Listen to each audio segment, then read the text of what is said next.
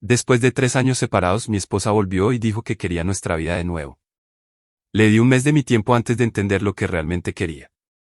Déjenme volver al principio, porque esta historia no empezó con un golpe en mi puerta 3 años después de que se fue. Empezó 12 años antes, un martes por la noche cuando un amigo en común me presentó a una mujer llamada Valeria en una pequeña reunión, y pasé el resto de esa noche hablando con ella de todo y de nada, y manejé a casa pensando que acababa de conocer a alguien a quien quería conocer por el resto de mi vida. Y por mucho tiempo eso fue exactamente lo que pasó. Me llamó Andrés y Valeria y yo estuvimos casados 12 años. Construimos una vida juntos en Bogotá de la manera en que la gente construye vidas, despacio, con pequeñas decisiones que se acumulan en algo real. Una casa, una rutina, un lenguaje entre dos personas que nadie más habla completamente. Ella era profesora. Yo trabajaba en gestión de proyectos. No éramos personas dramáticas, no éramos la pareja que pelea fuerte ni que ama fuerte, simplemente éramos sólidos, como un buen cimiento es sólido, no emocionante, pero confiable y real. Sabía de Nicolás antes de que ella se fuera. No todo, pero suficiente. Era alguien de su pasado, un músico con quien había salido brevemente en el colegio antes de que sus padres le pusieran fin a eso. Pensaban que era irresponsable, que no iba a ningún lado, el tipo de chico que era suficientemente encantador para ser peligroso y no suficientemente serio para ser de fiar.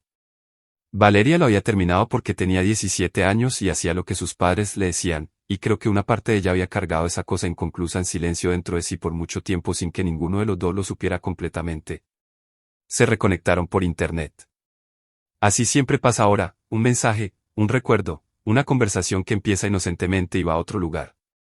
Ella me habló de ello al principio, casualmente, como quien menciona encontrarse con alguien del colegio.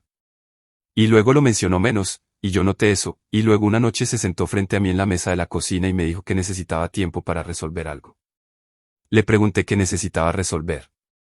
Dijo que no estaba segura de si alguna vez había tomado sus propias decisiones de verdad. La dejé ir. No porque no la amara, sino porque tenía 41 años y suficiente respeto propio para saber que aferrarse a alguien que ya estaba medio afuera de la puerta no era amor, era solo miedo vistiendo ropa de amor. Se fue en marzo. Se fue hacia Nicolás y la vida que había imaginado y la historia inconclusa que había cargado desde que tenía 17 años. El primer año estuve enojado, de la manera en que uno se enoja cuando algo que debía ser permanente resulta ser condicional. El segundo año estuve triste, la clase lenta y silenciosa de tristeza que no se anuncia sino que simplemente se sienta contigo en la casa. Para el tercer año había empezado a construir algo que se sentía como mi propia vida otra vez, más pequeña que antes pero genuinamente mía, con espacio en ella para cosas que había olvidado que me importaban. Y entonces una noche en octubre tocó a mi puerta. Estaba parada en mi entrada con su abrigo abotonado contra el frío y se veía diferente de una manera que no pude nombrar de inmediato, más delgada quizás, o cansada, o como alguien que había hecho el esfuerzo de parecer bien por suficiente tiempo que el esfuerzo mismo estaba empezando a mostrarse. Preguntó si podía entrar. Dije que sí porque no soy alguien que rechaza a la gente en la puerta, ni siquiera personas que me han lastimado, y porque una parte de mí que no había desmantelado del todo todavía respondía a su presencia como si perteneciera a mi espacio. Nos sentamos en la cocina. Hice té. Y me dijo que había cometido un error. Dijo que Nicolás no era la persona que había construido en su memoria. Dijo que la realidad de una vida con él era muy diferente a la idea de una vida con él. Dijo que había estado persiguiendo algo que no existía y que en el proceso había destruido algo real, y que lo sentía, y que quería volver a casa. Escuché todo. Observé su cara mientras hablaba. Y algo en mí que había estado esperando exactamente este momento por 3 años dijo callada y cuidadosamente, espera. No te muevas demasiado rápido. Mira esto claramente antes de decidir cualquier cosa. Le dije que necesitaba tiempo para pensar. Dijo que entendía. Volvió al apartamento que había estado rentando, y me quedé solo en mi cocina con el té enfriándose y traté de descifrar qué era lo que realmente quería. Durante las siguientes 2 semanas la dejé volver a mi vida de manera gradual. Cenas, conversaciones, una tarde en casa. Era cálida y presente y parecía genuinamente arrepentida de una manera difícil de cuestionar.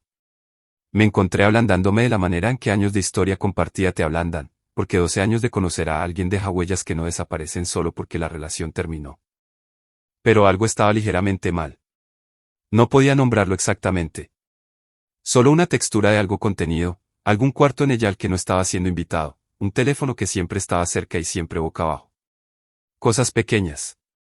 El tipo de cosas que el instinto registra antes de que el cerebro alcance. Una noche dejó su teléfono en la encimera de la cocina cuando fue a bañarse. No soy alguien que revisa los teléfonos de otras personas. Quiero ser claro sobre eso. Pero la pantalla se iluminó con un mensaje y vi el nombre antes de poder apartar la vista. Nicolás. No leí el mensaje. Puse el teléfono exactamente donde estaba y me senté y esperé a que volviera y pasé el resto de esa noche siendo completamente normal, porque necesitaba tiempo para decidir qué hacer con lo que ahora sabía. No la confronté esa noche.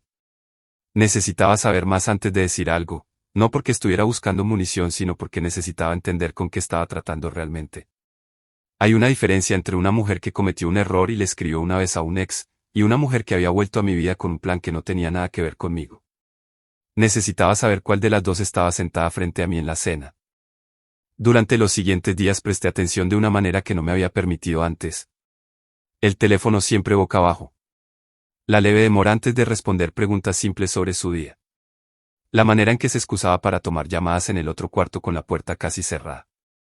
Y entonces una tarde mientras ella estaba en el trabajo encontré un correo impreso en el bolsillo lateral de su bolso que estaba abierto sobre la silla de la cocina.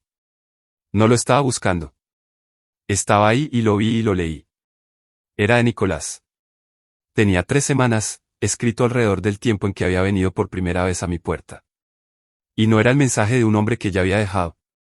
Era el mensaje de un hombre con quien todavía estaba en conversación, todavía haciendo planes, todavía tranquilizando. Escribió que entendía lo que ella estaba haciendo y por qué, que no estaba contento con ello pero que lo entendía, y que estaría ahí cuando las cosas se calmaran. La llamó por un apodo que nunca había escuchado que nadie usara para ella. Lo terminó diciendo que la amaba y que algunas cosas no cambian sin importar cuánto tiempo pase. Doblé el correo y lo puse exactamente donde lo encontré. Esa noche hice la cena. Comimos juntos. Hablamos de cosas ordinarias. Y después de que ella recogió los platos y estábamos sentados con nuestro vino dije, necesito preguntarte algo y necesito que me digas la verdad. Me miró y algo se movió por su cara, no exactamente culpa, más como una puerta cerrándose muy rápido detrás de una luz que había brillado brevemente. Dije, ¿sigues en contacto con Nicolás? Estuvo en silencio un momento. Luego dijo, hemos hablado algunas veces. ¿No es lo que piensas? Dije, entonces dime qué es. E hizo algo que no esperaba. Me dijo la verdad. No toda, no de inmediato, pero empezó a hablar y una vez que empezó no paró, de la manera en que hablan las personas cuando han cargado algo pesado solas por demasiado tiempo y el alivio de dejarlo supera el miedo de lo que viene después. Estaba embarazada. 8 semanas. El bebé era de Nicolás. Él se había enterado 2 meses antes de que ella volviera a mi puerta y le había dicho clara y sin crueldad que no quería hijos, que no era la vida que había elegido, y que apoyaría cualquier decisión que tomara pero que no iba a ser padre. Había pasado esos 2 meses tratando de cambiar su opinión y luego aceptando que no podía, y entonces había vuelto conmigo. Dijo que me amaba. Dijo que eso era verdad. Pero también dijo que había vuelto porque necesitaba estabilidad, porque necesitaba a alguien que fuera un padre real, porque no podía criar a un hijo sola y Nicolás no iba a estar ahí. Y dijo que se había dicho a sí misma que quizás con el tiempo lo demás seguiría, que quizás volver era lo correcto por razones que aún no había terminado de ordenar. Escuché todo sin interrumpir. Y luego hice la pregunta cuya respuesta ya conocía. Dije, ¿y Nicolás? ¿Qué pasa con Nicolás cuando llegue el bebé? Miró la mesa. Dijo que no sabía. Pero yo sí sabía. Porque había leído ese correo y había escuchado su voz en esas palabras y entendía exactamente cuál era el plan, aunque ella no lo hubiera dicho en voz alta y quizás ni siquiera se lo hubiera admitido completamente a sí misma. Tendría al bebé. Tendría la estabilidad. Y mantendría la puerta a Nicolás abierta, porque una parte de ella todavía creía que un día le entraría por ella como un hombre diferente, un hombre que quería lo que ella quería, un hombre que finalmente había crecido para ser la persona que siempre había creído que podía llegar a ser. Me senté con todo eso por un largo momento. Y luego dije lo que necesitaba decir. Le dije que no podía hacer esto. No por el embarazo, no por Nicolás, sino por lo que había escrito, que era una vida construida sobre un cimiento de esperar algo más. Le dije que un hijo merecía más que un padre que fuera un sustituto y una madre que estuviera medio en otro lugar. Le dije que lo más importante en la vida de ese bebé iba a ser ella, no yo, no Nicolás, sino ella, y que el niño la necesitaba completamente presente, no dividida entre una vida que había elegido y una vida que todavía estaba persiguiendo. Le dije que Nicolás quizás cambiaría algún día o quizás no, y que eso era entre ella y lo que decidiera hacer con eso, pero que yo no iba a ser la opción segura a la que volvía entre capítulos de una historia diferente. Empezó a llorar. Lágrimas reales, y no lo digo para disminuirlas porque eran reales.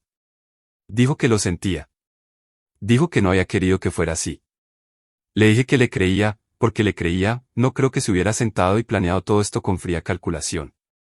Creo que era una persona que nunca había dejado de amar a alguien a quien le habían dicho que no podía tener, y que había tomado una decisión complicada tras otra tratando de aferrarse a ese amor mientras también construía algo que pareciera una vida real. Pero entender algo no significa que tengas que absorber sus consecuencias. La ayudé esa noche a llevar sus cosas al carro. No hablamos mucho. En la puerta se dio la vuelta y me miró y dijo, lo siento por no haber podido ser lo que merecías. Dije, cuídate, Valeria. Y cuídase, bebé. Se fue y volví adentro y estuve un rato parado en mi cocina y luego lavé los platos de la cena y me fui a dormir. Pasaron 5 años. Construí una vida que esta vez era genuinamente mía, nueva ciudad, nuevo trabajo, mañanas que me pertenecían solo a mí y tardes que elegía libremente. No supe nada de Valeria durante esos años y no me comuniqué con ella. Y entonces una mañana llegó una carta. En papel, escrita a mano, el tipo de cosa que nadie envía ya. Era de Valeria. Escribió que había dejado a Nicolás 6 meses después de nuestra última conversación, que había criado a su hijo sola, que había sido lo más difícil y lo más clarificador que había hecho en su vida. Escribió que finalmente entendía cómo se sentía el amor verdadero porque lo sentía cada día cuando miraba a su hijo, y que no era nada como lo que había estado persiguiendo. Me agradeció por lo que le dije esa noche en la cocina, por no haber sido cruel, por decirle la verdad cuando ya no estaba lista para decírsela a sí misma. No pedía nada. No sugería un encuentro.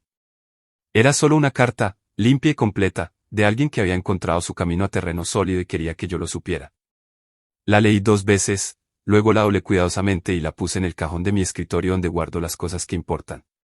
Luego hice café y empecé mi día.